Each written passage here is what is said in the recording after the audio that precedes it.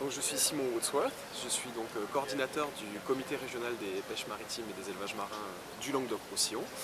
Ça fait maintenant plusieurs années qu'on est intégré dans les dynamiques de gestion des ressources de par nos attributions propres, mais aussi par l'évolution réglementaire qui fait que les pêcheurs sont de plus en plus amenés à être aujourd'hui des gestionnaires des ressources naturelles plutôt que simplement des exploitants.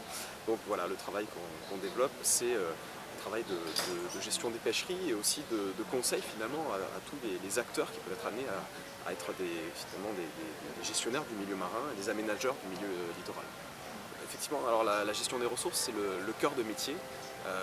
On est amené à attribuer des licences pour les professionnels des pêches, lorsqu'il y a par exemple notamment des problèmes sur certaines ressources ou des problèmes commerciaux, quand on se rend compte que finalement certains débarquements sont susceptibles de déstabiliser l'équilibre de certaines pêcheries.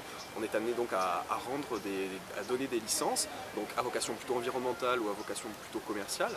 Et ça, c'est un travail propre à l'initiative des professionnels et pour lesquels nous sommes appuyés par les services à la fois régionaux et de l'État.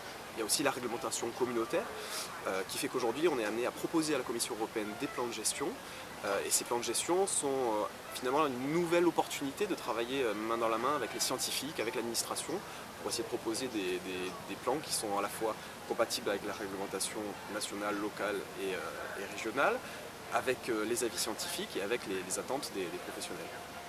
Oui, c'est la première fois que je participe à ce sommet et j'espère que ce ne sera pas la dernière. Quelles sont vos impressions jusqu'à maintenant? Une impression que finalement les pêcheries sont souvent dans les mêmes situations. On n'est pas finalement si isolé, pour nous en tout cas en Méditerranée. Les pêcheries côtières sont globalement dans des situations qui sont assez difficiles. Les pêches au large sont dans une situation où médiatiquement et aux yeux de l'opinion publique il y a des choses qui sont à changer.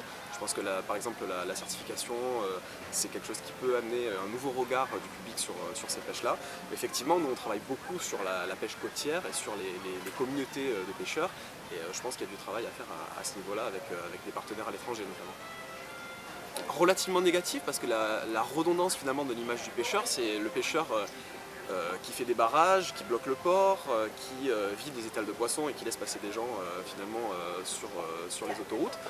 Le principal problème des pêcheurs aujourd'hui, c'est qu'on n'arrive pas, même nous en tant que représentants de cette profession-là, on n'arrive pas à faire passer le message qu'ils sont avant tout des gestionnaires et non pas uniquement des exploitants. Donc ça c'est le pas qui reste à faire aujourd'hui, à faire reconnaître ces efforts de gestion.